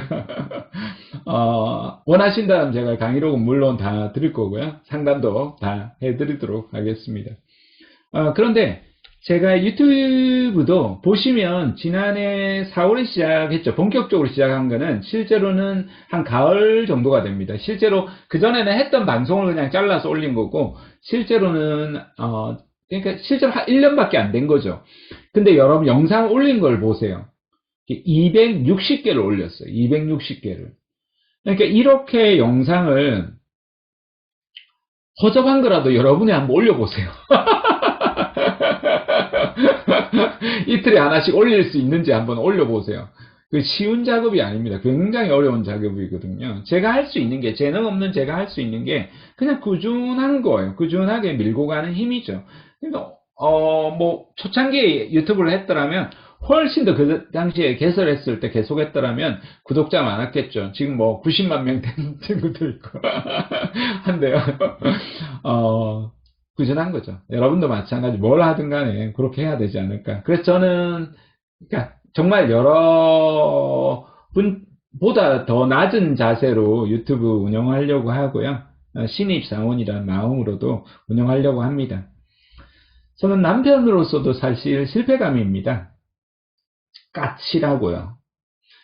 보수적이고요. 경상도 사람이다 보니까 알게 모르게 아버지로부터 받았던 그런 영향들이 있었던 거죠. 가부장적이고, 청소일 이런 거 안 하죠. 경제적으로도 뭐 무능하고. 그러고 보니까 이게 딱 아버지를 닮게 되는 것 같아요. 그런데 지금은 농담이 아니라, 아내가 30년, 친구들보다도 제가 더 좋다라고 이야기를 하고요. 아이들보다도 더 편하고 좋다라고 이야기를 합니다. 제가 거의 밥하고설거지 다 합니다. 청소도 제가 다 하고. 물론 다 하는 건 아니지만 상당 부분을 하고요. 엄청 많이 합니다. 성실하게. 출근도 다 시켜드리고요. 그리고 여행도 그렇게 많이 하게 되었습니다. 정말 주말 부부를 하면서까지요, 가족을 지키지 못하는 그런 사실 눈물을 흘렸었던 그런 순간도 있었는데요. 한 5년 정도 주말 부부를 하면서 저는 경기도 일산에 있고 아내는 이제 아이들과 부산에 살았죠. 모두 다 원래는 서울에 올라와서 다 같이 함께 살려고 했었습니다. 일산에 살다가 이제 부산에 돈이 없어서 내려가서 살게 되었거든요. 맞벌이 부부로 아내도 돈을 벌고 저도 돈을 벌고 그러면서 단 5분도 진짜 허투루 안 쓰려고 그 시간을 아껴서 정말 이렇게까지 힘들게 지내고 있는데 아무렇게나 쓸 수 없는 거예요. 그래서 정말 이동하는 그 시간에도 버스 안에서도 지하철 안에서도 그 지옥철 같은 이런 데서도 책을 이렇게 들고 이렇게 사람들이 많은데도 이렇게 들고 봤었거든요. 그렇게 이제 노력했던 덕분에 정말 많은 것들을 이뤘죠. 집도 처음으로 이제 경기도 일산에 집을 샀었고요. 근데 이게 이제 부산 방송이 아니라 서울의 MBC입니다. 제가 다큐멘터리에 한 3번 정도 주인공으로 이래저래 나온 적이 있었는데요. 그때 이제 방송에도 한번 나왔죠. 지금 저는 이제 부산으로 이사 와서 살고 있습니다. 여러분이랑 저랑 친해지시면 저희 집에도 한번 초대 꼭 하겠습니다. 제가 광안리 해변에 있습니다. 걸어서 10분 이내 거리에 있고요. 여기에 한 가든 파티를 한 20명 정도 할 수 있는 공간이 있습니다. 이제 코로나 잠잠해지면 여기에 여러분들 모시고 또 제가 좋아했던 분들, 저를 좋아했던 분들, 그런 분들 모시고 감사 인사도 해 보고 싶습니다. 어렸을 때는 감히 상상도 정말 못했던 공간들입니다. 저는 나이 30까지 해외여행이라는 것을 전공이 영어인데도 한 번도 못 해봤습니다. 그런데 매년 한 번, 2번, 3번 이렇게 가게 되었고요. 지금까지 제가 다닌 곳이 20여 개 국가 정도를 다닐 정도로 다녔죠. 이렇게 배우자하고도 여행을 간 국가가 벌써 한 8군데 정도 이렇게 됩니다. 제 인생을 멈추고 싶었던 순간, 여러분들도 너무 싫어서 멈추고 싶은 것도 있지만 너무 행복해서 멈추고 싶었던 그런 순간들도 있잖아요. 이탈리아 여행할 때였습니다. 지금 벌써 이제 코로나 위드 코로나 하면서 어제도 계속 TV 방송 보는데 해외 이렇게 여행 나오는데 상품 나오는데 막 와 정말 싸더라고요. 기절초풍하는 줄 알았습니다. 이탈리아 저희가 패키지가 아니라 우리 자유여행으로 갔었거든요. 그 비용의 절반의 풀 패키지가 나오더라고요. 야, 정말 깜짝 놀랐습니다. 다시 가고 싶은 그런 마음이 있죠. 여기가 피렌체라는 곳입니다. 해가 지기 전에 미켈란젤로 광장에 이제 올라가서 이 좌측에 이렇게 보면 쪼닥따닥 저 옆에 주홍색 입은 분이 있잖아요. 저게 전체가 다 성벽에 앉아 있어요. 성벽에 앉아 있는데 참새 때처럼 여러분 참새 때 보셨죠? 제잘제잘제잘제잘 하듯이 전부 다 제잘제잘 하고 있는 겁니다. 해가 지기 전에 올라가서 해가 질 때까지 해가 진 후에도 계속해서 피렌체 시내를 보는 겁니다. 저 멀리 두오모 성당이 보입니다. 너무나 아름다운 곳입니다. 여기에 어떤 이야기, 뭔 이야기를 했는지 기억도 안 납니다. 저희도 그냥 제잘제잘만 하고 있는데요. 할아버지가 지나가시면서 물어보는 겁니다. 한국에서 오셨어요? 예, 한국에서 왔습니다. 이야, 어디 여행사를 통해서 오셨어요? 하길래, 저는 이제 여행사가 아니라 저희 가족끼리 자유여행으로 왔습니다. 했더니요, 와유, 대단하십니다. 어떻게 자유여행으로 여기를 모르는데 이렇게 다니실 수 있느냐면서, 우리를 이제 칭찬하는 겁니다. 그러시더니 본격적으로 이제 본인 셀프 칭찬을 이렇게 하시기 시작하는데요.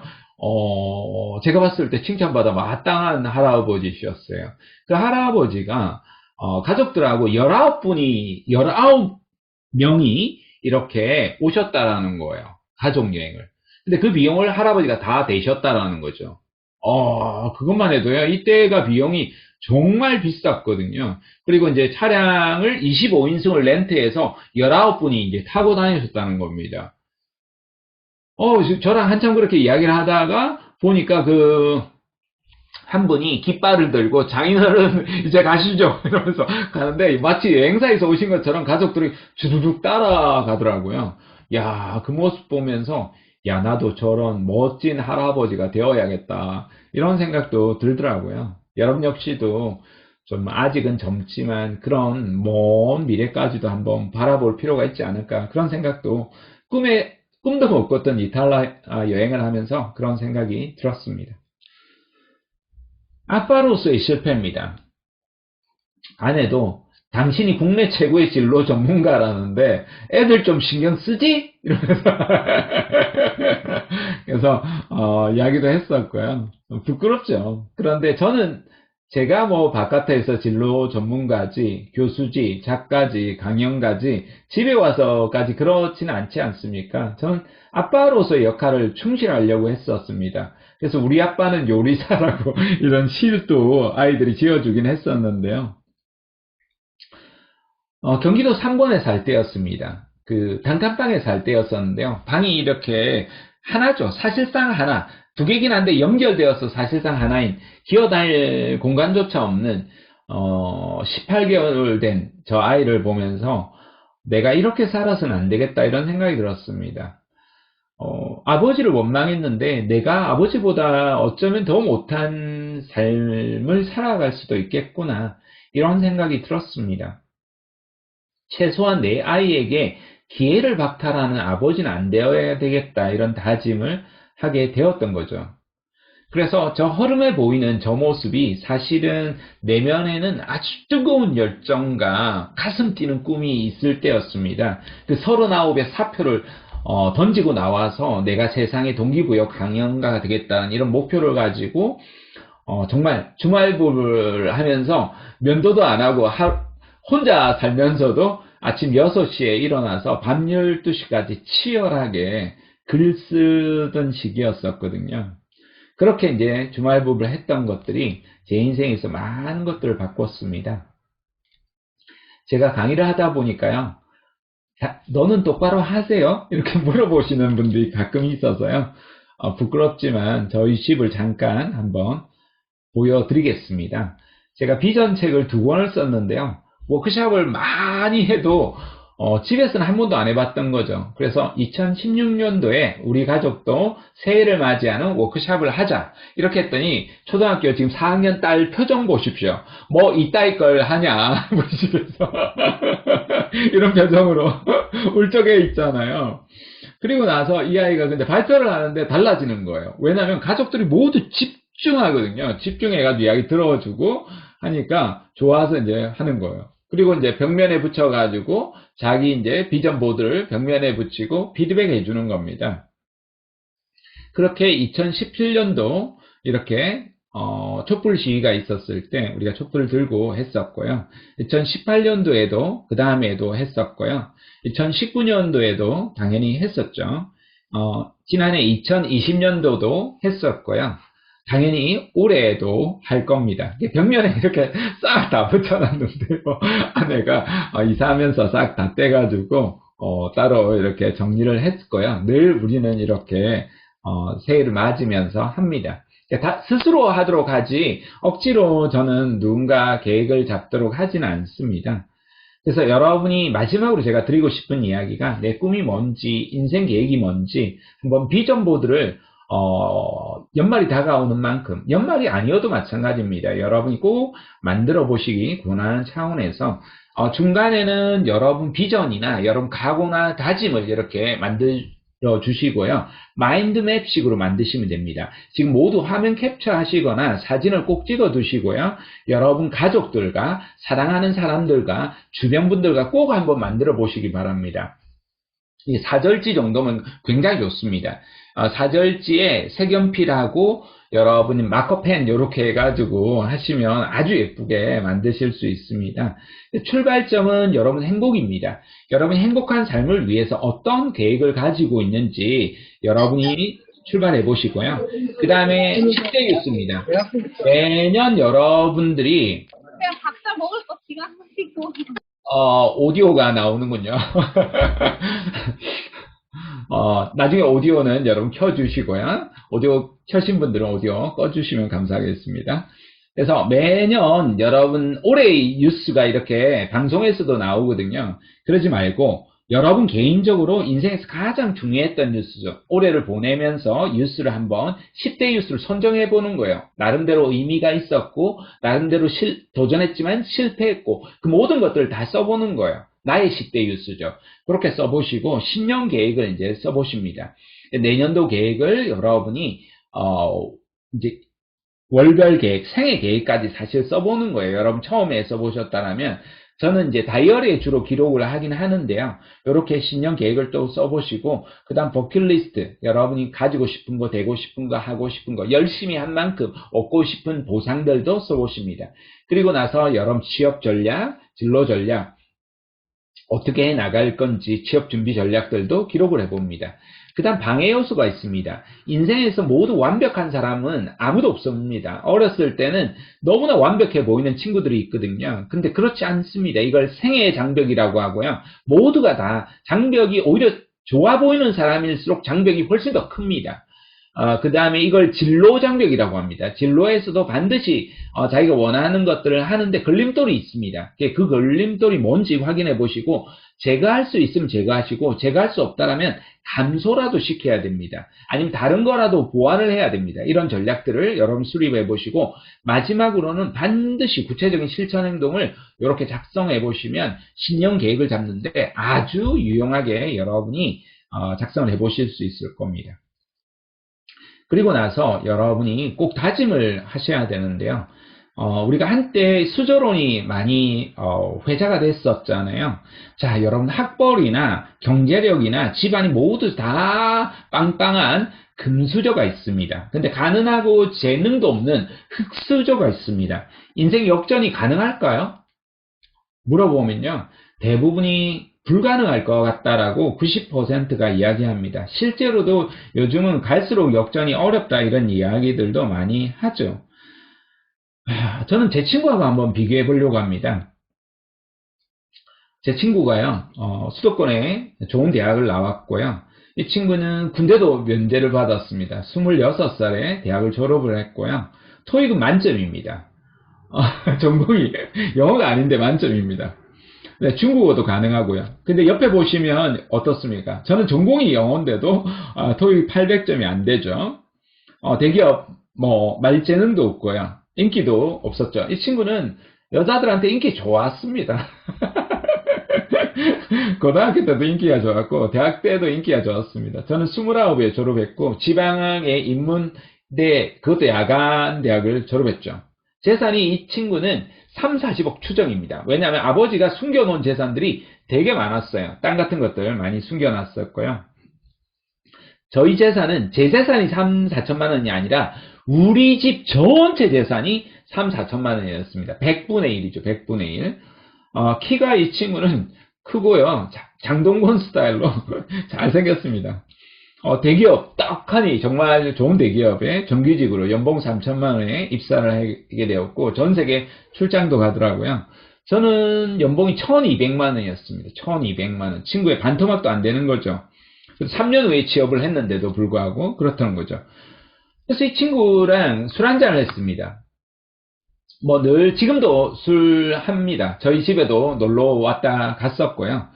근데 그렇게 어렸을 땐 술 먹으면 이 친구가 10번을 술 먹으면 7번을 샀습니다. 저는 당연하다고 생각했습니다. 지는 잘 사니까 나는 못 사니까 이렇게 생각했습니다. 근데 지금은요, 제가 10번 먹으면 8번은 제가 삽니다. 어이 잘 나가는 새끼 네가 사봐라 이런 이야기 하는 겁니다. 그때 20대 때 그런 이제 대학교 4학년 때 술을 먹는데요. 그러는 겁니다. 저는 이제 졸업을 앞두고 있고 이 친구는 이제 졸업해서 대기업 다닐 때였죠. 니 졸업하면 그때 그 전이었군요. 둘 다 졸업하기 전이었네요. 졸업하면 뭐 할 거냐 이렇게 물어봤더니 그 친구가 그러는 겁니다. 뭐 하기는 뭐해 이 새끼야. 영감탱이가 좋아하는 집 사주면 뭐 좋아하는 일 하면서 살면 되지 이러는 겁니다. 그래서 영감탱이가 집을 하나 사준다. 그 말이 딱 눈에 들어오는 겁니다. 실제로 이 친구는 결혼하니까 아버지가 그 서울의 마포의 30평대 아파트를 바로 그냥 현금으로 사주더라고요. 그러니까 이게 있을 수 있는 일입니까? 그냥 그 정도로 이제 잘 살았던 거죠. 근데 지금은 역전이 됐다라는 거예요. 말도 안 된다 이렇게 생각이 드실지 모르겠지만 저는 살아보니까 그런 토끼와 거북이 같은 그런 우화가 있더라는 거예요. 뒤에 있나요? 토끼와 거북이처럼 재능 있는 토끼들이요, 자빠져서 술 먹거나 나쁜 짓 하거나 쓸데없는 일 하면서 시간을 낭비하는 경우들이 있더라는 거예요. 그들이 계속 그대로 있지 않더라는 거예요. 그럼 뭐 어떻게 해야 돼요? 우리가 재능도 없고 지능도 사실 낮고 뭐 인맥도 없고 아무것도 안 되는 저 같은 사람은 할 수 있는 게 뭐가 있어요? 그냥 묵묵하게 가는 거죠. 그냥 묵묵하게 그 친구는 갔고 앞으로 갔고 저는 영원히 뭐 다시 이 친구랑 뭐 계속 만나더라도 영원히 이 친구는 잘 살고 저는 영원히 불행할 거라는 게 제 20대 생각이었거든요. 그렇게 저는 인생을 살았지만 어느 순간 그래 나는 나의 길을 묵묵하게 가자 이렇게 마음을 먹었습니다. 그 순간이 묵묵하게 거북이처럼 걸어가다 보니까 달라지더라는 겁니다. 인생이 마라톤이라고 우리가 흔히 이야기하잖아요. 저는 마라톤이 아니라고 봅니다. 초장기 마라톤이라고 봅니다. 그러니까 42억 19km죠. 그 구간에는 달리던 토끼가 잠을 자는 일은 100m 구간에서는 없겠지만 42억 19km에서는 굉장히 많이 역전이 존재한다라는 겁니다. 그런 것처럼 여러분이 혹시나 친구들에 비해서 좀 뒤처졌다 하더라도 끊임없이 앞으로 전진해 나아가려고 하는 태도가 중요하다는 겁니다. 그래서 어렸을 때는 영상 여러분 나중에 시간이 되시면 끝까지 한번 보시기 바랍니다.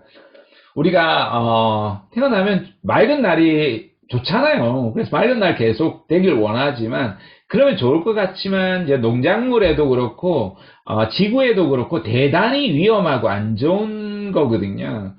비가 오는 날도 있고 흐린 날도 있고 폭풍우 치는 날도 있고 그런 게 있는 거죠. 근데 돌아보니까 정말 그 모든 날들이 다 좋았더라 그런 생각이 들어서 제가 강의 가는 길에 그냥 영상으로 촬영했던 영상이었었거든요. 정말 감동해서 저 혼자는 좋았었는데 조회수가 엄청 많을 거라고 했는데 1, 200회 정도 조회수밖에 안 되더라고요. 오늘 여러분한테 드렸던 이야기입니다.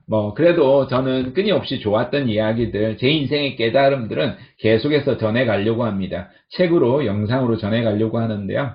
오늘 나눈 이야기들 여러분 기억나세요? 정신력입니다. 멘탈에 대한 실패 굴하지 않는 정신력을 여러분 키워내는 것이 되게 중요하다는 거고요. 남 탓을 하지 않는 겁니다. 그러니까 나에게 집중하기라는 이야기 했었고요. 꾸준하게 누구보다도 성실하게 나아가기 이렇게 이야기했었고요. 배움에 대한 믿음, 교과서가 아니라 학교 앞만 아니라 학교 밖까지 여러분이 세상을 향한 배움을 이어나가야 된다고 말씀을 드렸습니다. 그러니까 묵묵하게 전진. 앞에 하고 성실하고 비슷하지만 조금 달라요. 그러니까 묵묵한 거는 그냥 누가 뭐라고 말해도 비교하지 않고 그냥 내가 가야 될 길, 나의 길이라고 생각하는 게 아무것도 아닌 그 보잘것없는 작은 중소기업에 가고 그렇게 부족한 일을 하더라도 그냥 묵묵하게 가는 거예요. 이게 너무너무 중요하고요. 저는 진로를 이걸 행하고 또 행함이라고 하거든요. 그래서 여러분이 묵묵하게 앞으로 전진해 나가는 힘, 그 다음에 해야만 하는 일을 올바르게 하는 거예요. 그 실천하고는 조금 다른데요. 그래도 혹시나 여러분 쉽게 생각하기에는 실천이라고 하는데요. 여러분이 지금 학생으로서 해야 할 일, 그리고 여러분이 연인으로서 해야 될 일, 결혼했다라면 배우자로서 해야 될 일, 부모로서 해야 될 일, 국가에 여러분 소속된 국민으로서 해야 될 도리, 여러분이 어디에 나가더라도 그런 올바르게 돈을 벌어야 한다라면 돈을 벌어야 되는 그런 행위들을 올바르게 수행하는 거예요. 그리고 마지막으로 여러분에게 마주치는 실수와 실패와 시련과 역경, 이 모든 것들은 나를 단단하게 만든 과정이다 라는 것에 대한 믿음을 잃지 않으셨으면 좋겠다, 이런 생각으로 오늘의 이야기를 나눴습니다. 자, 여러분 질의응답을 받고 나서 그때 여러분 해주셔야 되는 게 하나가 있습니다. 구체적으로 여러분이 오늘 강의에서 배우고 느낀 점을 채팅창으로 다 올려주셔야 됩니다. 그렇게 해주시고요. 이제 여러분 질의응답들 있으시면 받도록 하겠습니다. 이게 참고로 제 연락처입니다. 제 연락처니까 여러분이 언제든지 연락 주시면 좋습니다. 아마 여러분이 바로 못 보실 것 같아서요. 제가 캡처해서 바로 채팅창으로 올려드리겠습니다. 그래서 언제든지 여러분 궁금한 것들 있으면 물어봐 주시고요. 배운 게 있다라면 유튜브 구독과 좋아요, 알림 설정 부탁드리겠습니다. 자, 궁금한 것들 있으면 여쭤봐 주시기 바랍니다. 오늘 강의 어떠셨나요? 오, 구독 감사합니다. 센터 선생님만 구독해 주신 거 아니에요?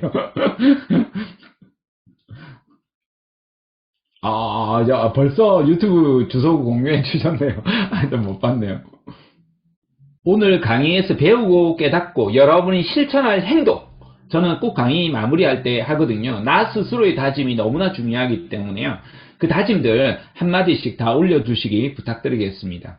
의지를 다지기 위해서는 결단을 내려야 되고 내가 스스로 다짐을 하는 것이 되게 중요하겠죠?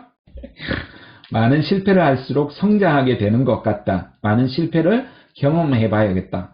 다혜 학생 멋져요. 의도적으로 우리가 실패를 할 필요는 없죠. 근데 하다 보면 겪게 된다라는 거예요. 그걸 미리 두려워서 피할 필요는 없다라는 거예요.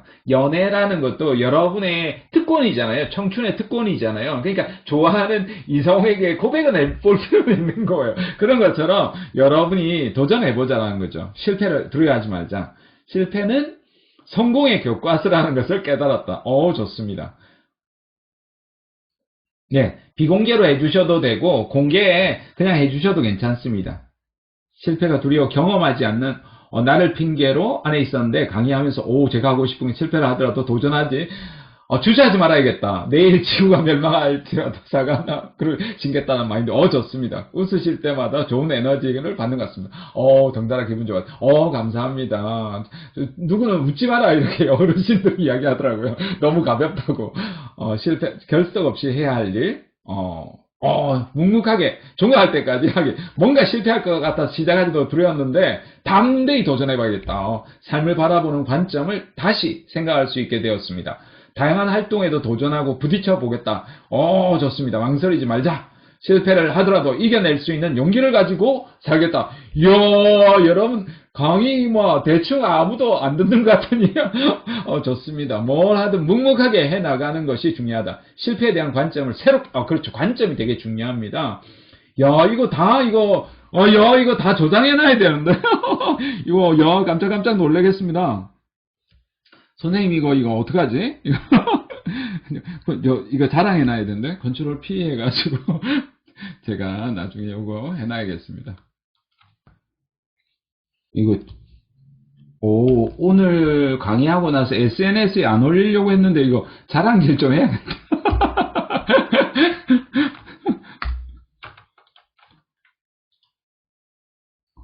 좋습니다. 이번 강연을 통해서도 저에게도 곧 찾아올 봄날을 기대하며 열정 가득한 기운을 받습니다. 다짐. 남과 비교해서 열등감을 갖지 않고 자신의 길을 걸어가자. 멋집니다. 실패를 하더라도 자책하지 않고, 양분으로 살아가겠습니다. 강사님의 긍정적인 에너지, 너무 밝은 텐션, 뜻깊은 강의, 제가 지금 감동했습니다, 여러분한테. 삐져가지고 좀 이따가 내가 나가려고 이렇게 했었는데, 이거. 야, 이거 선생님이 이거 강제로 뭐 시키고 이런 거 아니에요? 닦이는데 시간이 좀 걸립니다. 네, 그렇죠. 강제로 하신 거 아니에요? 감사합니다. 여러분한테 용기 받습니다, 정말. 여러분 정말 잘하실 수 있습니다. 한국이 지금 여러 가지로 좀 어려운 여러 가지 상황들이 있지만 분명히 앞으로 훨씬 더 좋아집니다.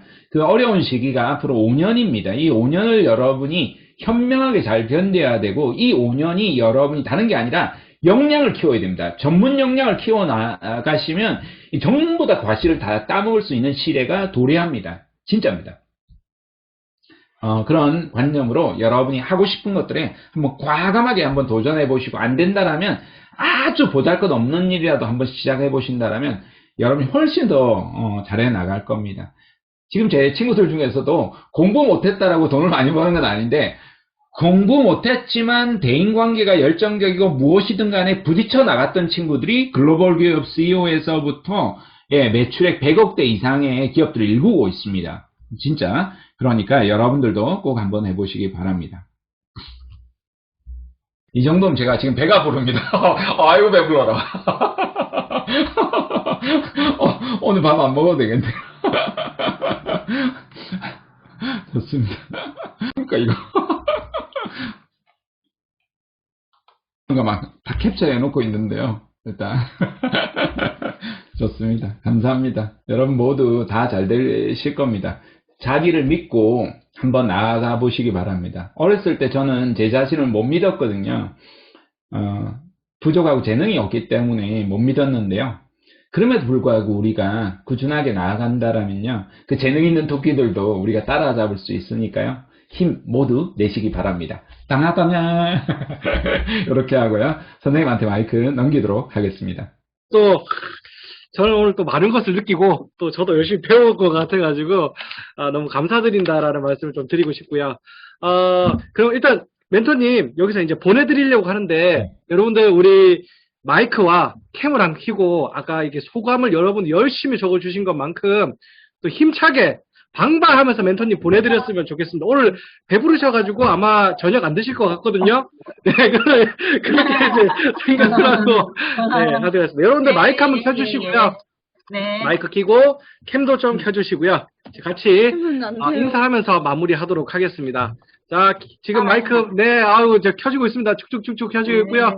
네, 좋습니다. 자, 그러면 하나, 둘, 셋 하면 방방하면서 멘토님 보내드리도록 하겠습니다. 자, 하나, 둘, 셋. 방방.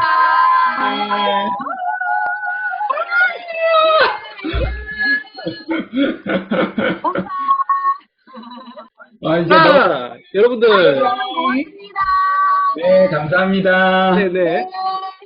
빵빵. 빵빵. 후 같은데, 빵빵. 행복하세요. 네, 감사합니다. 얘들 어서 와. 여려정. 네, 여러분들, 오늘 어떻게, 오늘도, 굉장히 의미 있는 특강이 또 끝이 났습니다. 저도 적었습니다, 이렇게. 강의를 들으면서, 저도 여러 가지를 보면서, 참, 지금까지 나왔던 이야기들 중에서, 멘토님들께서 항상 비슷하게 얘기해 주시는 부분이 있는 것 같아요. 저는 사실은 여기서, 덕분에라는 그런 말이 더 자꾸 떠오르더라고요. 내가 어쩔 수 없는 상황에 놓여지는 그 상황들, 덕분에 나는 무엇이 되었다. 근데 그 순간만큼은 너무 힘들잖아요, 우리가. 그리고 이게 실패했었을 때 그 어떤 압박과 부담, 이런 힘든 과정들을 내가 받아간다라는 것들이 굉장히 두렵고 겁도 나고, 그리고 뭔가 세상이 무너지는 것 같고, 그래서 더 앞으로 나아갈 수 없을 것 같고, 이게 끝인가? 이런 생각도 들고. 근데 그 시간들은 분명히 지나가는 것 같아요. 아까 5년 이후에 또 좋은 기운들이 올라온다라고 얘기를 해주셨고, 그런 것처럼 여러분들이 지금 겪고 있는 이 과정들이 언젠가 끝이 날 거다. 그리고 새로운 어떤 바람들이 불어올 것이다. 시원한 바람들이 불어올 것이다. 그런 기대들. 근데 그런 걸 가지려면 결국에는 나를 믿어야 되는 게 되게 중요한 것 같아요. 내가 살아온 나의 경험과 나의 실패들이 의미 있었다. 그게 실패가 아니라 그 안에 어떤 보석들이 숨겨져 있었다라고 하는 나만의 관점과 해석들을 가지고 있어야 여러분들이 그 힘든 시기들을 버텨나갈 수 있지 않을까라는 생각도 많이 드는 것 같습니다. 여러분들이 그러한 에너지들, 그리고 그러한 생각들, 이런 것들을 잘 가지고 여러분들 자신을 믿는 것, 여러분을 자신을 믿을 수 있는 기회들을 만드는 것, 그게 아마 굉장히 중요하지 않을까. 또 진로라고 하는 이 알 수 없는 이 험난한 파도가 치는 굉장히 큰 파도, 바다에서 여러분들이 나아갈 수 있는 중요한 지표가 되지 않을까. 여러분 자신을 믿는 것이 가장 중요하다라는 생각을 오늘 또 다시 한 번 더 하게 되는 것 같습니다. 여러분들 스스로를 잘 믿었으면 좋겠고요. 멋지게 잘 해내실 거라고 믿어 의심치 않습니다. 그리고 진로정보센터에서 꼼꼼이가 응원하고 있으니까 여러분들 잘 해내셨으면 좋겠다. 잘 이겨내셨으면 좋겠다라는 생각을 합니다. 자, 이제 마지막으로 이제 모든 프로젝트 특강을 다 마무리를 좀 하는 시간들을 한번 가져볼까 하는데요.